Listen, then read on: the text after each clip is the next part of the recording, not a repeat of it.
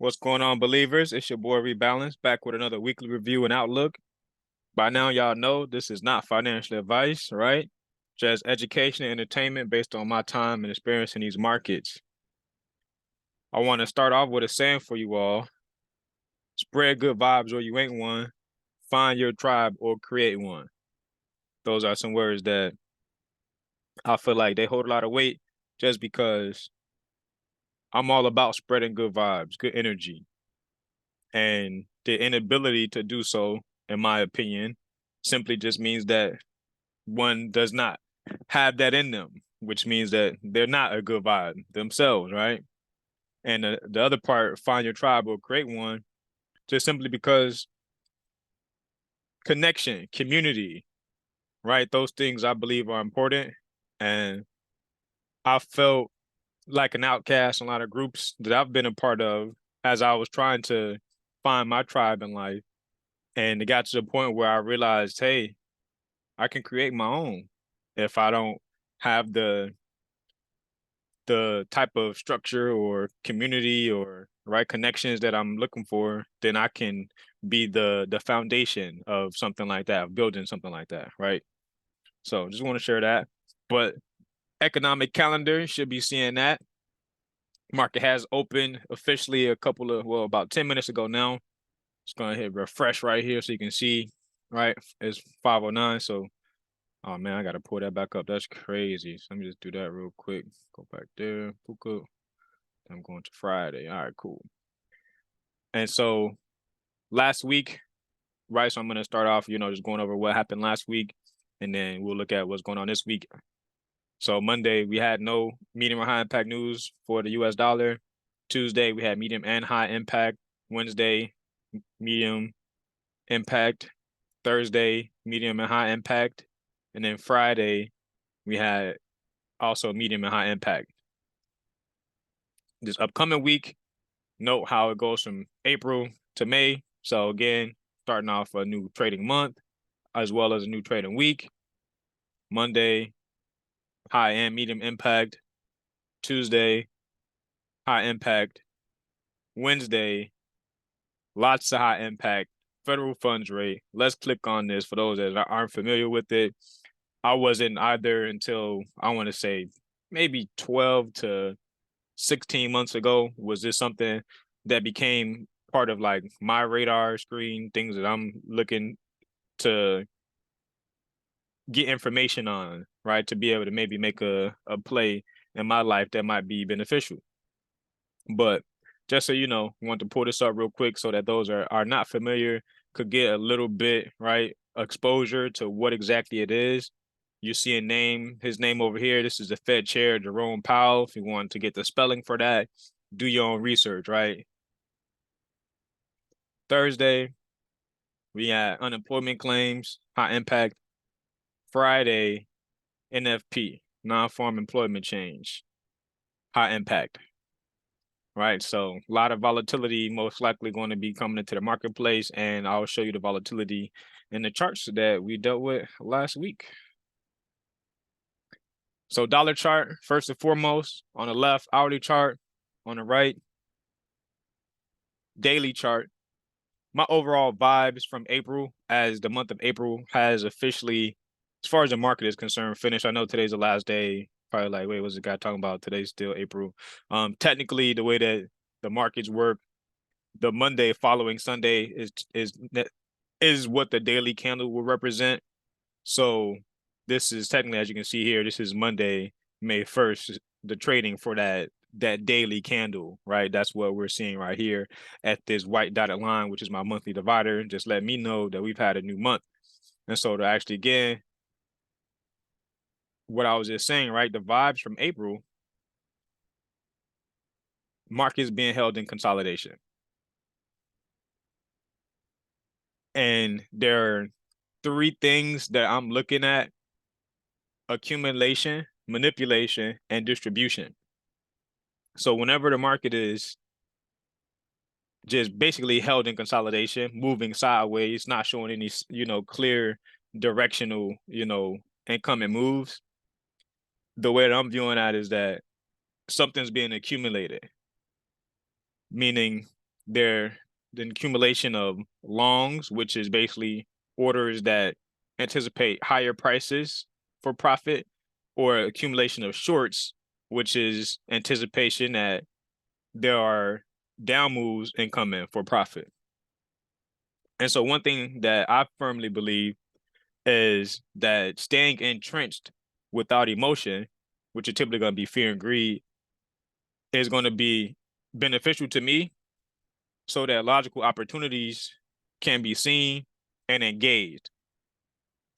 Not every week or day is going to always make sense, though, to engage with the market. And this is, these are things that are clear as day if you've seen it in my last videos and my old, reviews and outlooks and things like that, where there's no real clear direction. And it's been that case for the majority of this year. There have been some days where I've had some sort of inclination as far as like what that week was most likely going to do. But I'd say for the most part, a lot of them were filled with uncertainty, and then they were backed up by consolidation, which just proves that there's reason to be uncertain right now. But so daily chart, right? There was an inefficiency here. I'm about to add it back, but right, this inefficiency here was watching this level and really just seeing how price was going to trade, like in regards to this inefficiency. The prior week to last week, we ended up closing inside of it. Right. So we did get a close above, then we traded right back in, and then we basically, right, showed that it was just consolidating, utilizing that inefficiency, as well as opening this up close candle, which is something that I believe is a bearish order block. And then this monthly level here, let me just switch to the monthly real quick, just so you can see why this level is here as I'm going to reference it as well. But so this inefficiency here, right, between this high and this low, that's what that is. That's the high of this inefficiency on the monthly chart. And so that's why I have that level identified, right? So that on a smaller time frames, I can see how price is responding, how it's being drawn to that level, things like that, right? So basically, it did trade lower last week, but still consolidation. And as you can see, the consolidation was between the opening prices up close candle, bearish order block, and the high end of that monthly inefficiency, consolidated between those levels and closed the week. This was on Friday. So the week closed here. This is just the opening of the new week right here. What happened is, though, we did leave buy side above on a daily. Got some relatively equal highs from 2 weeks ago now. And as far as any sort of outlook that I may have for the dollar, I'm definitely looking for price to trade up to this buy side liquidity. It may take until Wednesday, right, when that federal funds rate is released, but prior to and after that, there are other, news events that could be the catalyst for something like that to happen. I also want to just show the weekly real quick, because I did mention in my last video, right, that the high and the low of this weekly candle were going to be significant. Notice how we did not take out the high. That's where those relatively equal highs are. We traded below the low, but ultimately we closed back within the body of this candle here. So again, not really showing any clear signs of direction. My main thing that I'm looking at, though, right, is going to be liquidity. Where are there orders that could be introduced to the marketplace? And so this area up here, where those relatively equal highs are on the daily, is an area that I have my eyes on. Getting back to the split view, so we can see just from the hourly perspective, right, from Sunday to Friday. So the reason I left Friday, well, no, I didn't do it here. That's actually going to be on the other assets. But yeah, so let me get back rid of this because we don't need it anymore. It's no longer important to me. So Sunday opening price, there was no significant gap. If you look at the top right, the opening price 101.710. I mean, sorry, closing price. So 101.724 where the C is, and then the opening price here for last week. Let me just full screen this part now so we can see. Yeah, there we go. All right, and then the opening price here, 101.723. So there was not a gap. There was literally a like a 0.001, right? Point gap. And so not something that I'm looking at as significant. I don't really consider this as like a gap up or a gap down or anything like that. That's too small of a range. I can't even necessarily identify that, to be honest. So the opening price of the week was fair enough for me. Trade lower, trade higher. Notice that this gray line here is March high, failed to reach that on Monday. Traded lower, gap lower, below, into that monthly, right, inefficiency on from Monday to Tuesday. From there, we pushing higher, back above the opening price for the week. Then we finally get to that March low, reject off of that, open with a gap lower from Tuesday to Wednesday, trade lower, back to the weekly opening, back into that right monthly inefficiency, consolidate, back up to the weekly opening, acts as resistance, right, back down. We open up with another gap lower between Thursday and Friday. And then we see Friday straight in. We rally up to that daily bearish order block. Look at the precision of these candles. This level right here is 102.025. The opening price of this candle is 102.095. Maybe I said 102.025. Excuse me. 102.095 is the opening price of that up close candle on a daily, my bearish order block. The opening price of this hourly candle is that exact same price. So I was mentioning things about perfection not being something that are going to be possible for someone that's new to this business, but that I have seen things in price delivery that were perfect. This is one of those instances where the opening price, yes, we trade through it with this wick, but the wicks are what I've been taught. They do the damage. The bodies of the candles are going to tell you the better story. So the opening price and the closing price, right? And between those ranges, that's the body of the candle. Between the high and the low, right? That's where you'll find the wicks. And so, again, just wanted to point out something that was perfect in price delivery. But from there, we reject lower, back below that weekly opening. I do like how we traded below that weekly opening with some aggression in the morning, and how we did take out this swing low and this swing low. And so this area inefficiency right here is definitely something that I will be watching just early on this week, right? Maybe see if I can get some sort of a play off of here. Seems like the bodies are pretty much respecting, right, the midpoint of this range. So any willingness to get above it would then be something that would show strength to me. But any type of rejection out of it would then, right, be showing weakness to me. And so just adding in so you can kind of see how I like to start my weeks, right? So I'm typically just doing that, adding that for the new week, putting this at the new opening price, right? Because I no longer really need to reference this level anymore. And so now, right, I'm kind of set up for my new week. I have an area that I'm watching that makes sense to be watching for the, the first couple of hours going into the overnight session, the London session for Monday. And I'll bring back up, right, that split screen.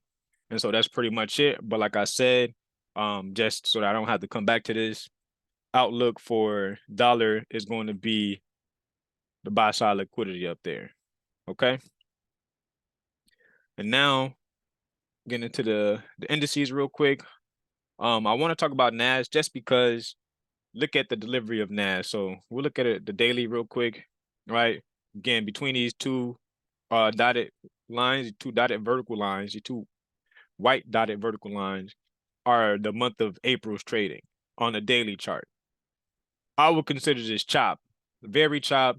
I mean, most of the candles have, collected larger range between well collective larger range when you add together the wicks and tails than the bodies on average. So that's something that's very choppy. It wasn't until we got like this candle here, say this candle here, and this one here. So 4 out of the 20 trading days, right, out of that month were actual larger bodies than the wicks and tails.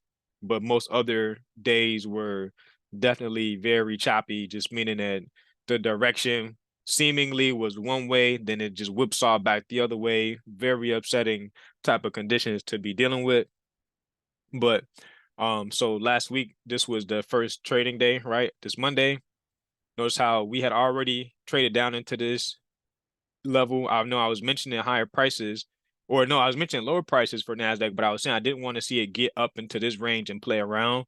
So it like drift lower, but this area of inefficiency right here was not allowing price to go any lower. The liquidity that was resting inside of here and below some of these levels on a smaller time frame was sufficient for them to drive the market down here, and then return back to overall bullishness. And so what I'll say is that there was no confirmation that the change in the state of delivery occurred. So we've been relatively bullish, right, for this year, you see? And there was no clear sign that it was ready to turn around. So every time it was trading lower and taking out daily lows and weekly lows and trading into areas of inefficiency like this on a high time frame, those are all solid opportunities to take buys. But having to be nimble, also just understanding that it overall it did trade lower, right? But keeping in mind that for the year so far we are bullish, playing the buys off of right runs on sell side for scalps could have been very profitable. Otherwise, intraday trading and having some sort of objective, like most of these candles, even within this range, I'd say were minimum 150 point ranges. So could have easily capitalized on 30 to 50 points per day easily on shorts as well. So just want to, point out those couple of things. And if you go back to my weekly review from March 26th to the 31st, I want you to notice this thick white line. So that was the outlook that I gave going into the month of April as March was closing. So it was sometime after this candle had printed, and this was visible within that video. And what this basically was the midpoint of an old, longer time period dealing range, which I did kind of mention dealing ranges in the last video when I was talking about gold, and I will get to gold soon. But yeah, so this was noticeable in that video, right? My review of March 26th to the 31st and my outlook for the first week of April. Notice how this level was worked all month as it consolidated, right? And so outside of that, quick outlook for NASDAQ. Obviously, I just mentioned there was no clear sign of the change in state of delivery. So from bullish to bearish. So I'm expecting at the very minimum for this buy side to be taken out. But also, I had this from the monthly, which is midpoint of this wick up here. I would also be monitoring that level as far as an upside objective on NASDAQ. So we got 13,348 and 3/4, and then we got 13,687 and 3/4. Yes, this high is also a candidate, so I can go ahead and just mark that up too. So 13,546 and 3/4 is also a candidate as well as far as upside objective. With all the news we have coming out, could be a very volatile week, and we could see some nice moves take place. But now pulling up the hourly, and this is what I was mentioning about. Actually, no, that's on gold. So let me shut up. But so look, Sunday, right? Same idea here. We got the opening price is going to have this yellow line. Also going to put that vertical line that has an S up here at the top. Trade lower from there, going into Monday, run back above the weekly opening price. We take out this high, which was an intraday high from Friday. Well, actually, that was the high of Friday. Yeah, it was the actual high of Friday. So it took out Friday's high on Monday. Aggressively trade lower from that, making a new low of the week, and also taking out Friday's low. So now we've essentially printed out, outside bar on Monday. We retrace higher, failed to get back to the weekly opening price, start to drift lower again, pick up some momentum in London, little retracement here, New York, slamming lower. But really, again, we see on the hourly chart, we trade below this daily inefficiency, but look at the engulfing candle that followed. As soon as we close below it, look at the engulfing candle that followed. And that reminds me also of back here when this happened. So we traded and closed below a weekly daily volume imbalance or a weekly volume imbalance, and immediately we get a nice correction, but then we get this candle push out of that range, leaving an inefficiency between this candle and this candle. And then from there, it just started to get parabolic. And this is, again, we've not seen a significant change in the state of delivery since this happened, right? Ultimately, just consolidation. Remember, we had a lot of news events, right? News is going to allow for it to color outside the lines, and price is seeking liquidity always. And also notice this thick white line, what's right there, right? So it failed to reach it here, failed to reach it here. We get news that Wednesday, we slammed through it. Sentiment shifts. It's bearish. It's running lower, right? People are jumping in shorts. It's consolidating. It's making them feel like, okay, as long as it's not going higher, right? It's making this high, lower high, lower high, right? Lower low, lower low, lower low. So the bears are feeling good. All of a sudden, Thursday, news comes out. Boom. We're back to that thick white line, right? Consolidate above it. Trade lower. Come back up to it, right? One more time lower. Fail to take out this low, though, but we do get below the bodies of the candle. There's liquidity resting under there. One more time higher, right? Back to that thick white line that we consolidated on for the whole month, basically. And so, yeah, you see how I'm just kind of getting a little bit excited just because it's good to know when the market is going to be held in consolidation, just to have that like reassurance of like, I'm not doing anything wrong. The market is just being held in consolidation, and I need to allow for time to take place so that more candles can print, so I can have more information to then find a setup that can qualify as high probability before I choose to engage and put money on the line, right? Because ultimately, that's the name of this game, is it take money to make money, okay? But so want to just go through that same process that I just did over there, right, with the dollar chart. I want to just get my markup started for the week, so you kind of get a little sneak peek at what that looks like for me. Nothing crazy, right? Just go ahead and put my new trading week label vertically and horizontally, so that now I kind of got like that crosshair of like, okay, this was the starting point, right? This is point A, point B, C, D, E, F, G, whatever, right? Just looking to see, like I said, short term for 13, 3, 4, 8 and 3/4. But above that, these levels are going to be my targets for the week. And before it gets there, as far as retracements and things like that, I would obviously be watching this thick white line, see if it wants to come down here. This also have an inefficiency, as you can see here. So let me go ahead and just mark that up. See, we have yet to reach back down there since we created this inefficiency. So trading down this inefficiency as well as tapping this thick white line again could be enough to give it the energy to then go ahead and make that run that I'm looking for higher prices. And so that is going to be my my NASDAQ outlook.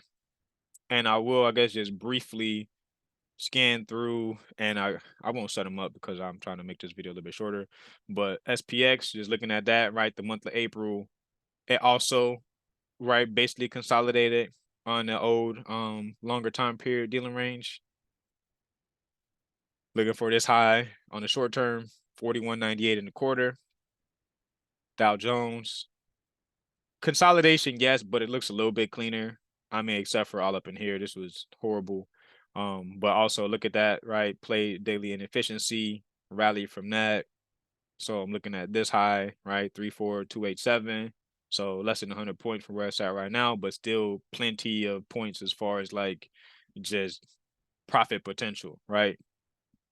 And now we'll get into gold. And so I do real quick. So let me just full screen this. What I want you to notice a couple of things for gold, right? So the first thing is this monthly rejection block. And so let me go to the monthly chart so you can see what why that level is important. So see how this up close candle had this very large wick, but then it closed here, and then the next candle opens up, also trades higher, and takes out this low. I'm looking at this closing price up here as what ICT, the Inner Circle Trader, teaches as a rejection block, just meaning that within the range from this closing price up to the high of this wick, there should be resistance, right? There should be the ability for price to trade lower from there. So on a monthly, we did trade through it here, right? In March, but we rejected, closed below it. April traded above it higher than March did, so we took out the March high, but also rejected and closed lower back inside that range. So what's it doing is rejecting price. But remember, the wicks are going to do the damage. The bodies are going to tell the real story. So I'm really just focusing on how the bodies of these candles were not able to close on or above this rejection block level.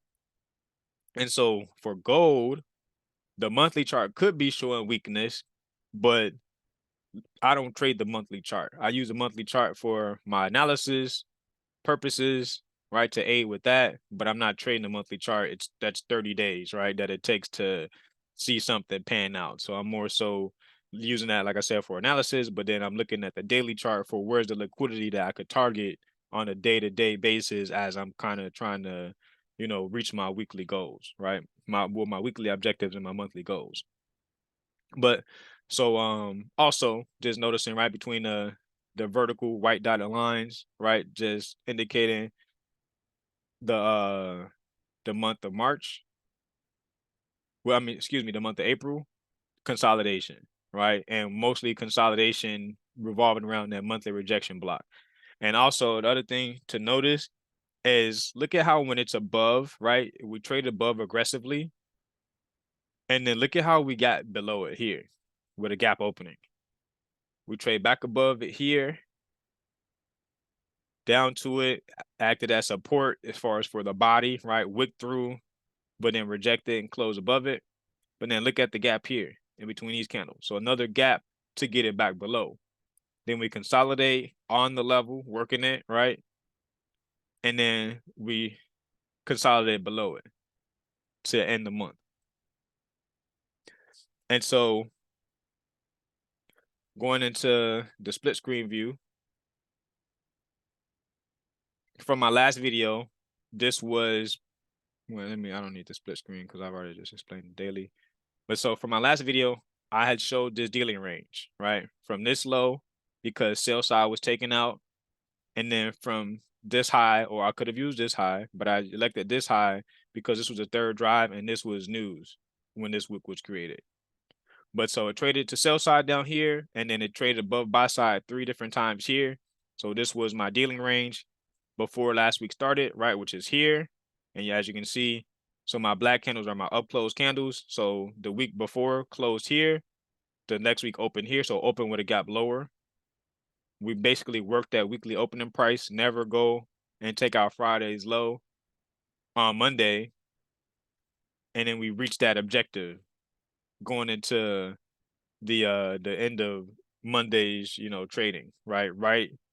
Well, actually, right as it shifted from Monday to Tuesday, as far as daily chart, we traded into and through my objective for the week. So early target reached on gold, traded above it, taking out this high, and trading into this inefficiency between these candles here. right? From there, we trade lower, back to and below weekly opening price, below the bodies, but not below that low. Ran back higher, so a second time, right? That target is reached as far as for a buy. Retrace immediately. Inefficiency here between these candles, right? Look at that wick, trade into that. Run higher, reach the target again. Then we take out this high, consolidate, all of this consolidation, right? Retest that level. We push above that rejection block. The only time we did it for the week, taking out this high. Retrace immediately, right? Back to and through the midpoint of the dealing range. Back to this inefficiency here. Higher again, reaching the target one more time for a buy. Consolidate here.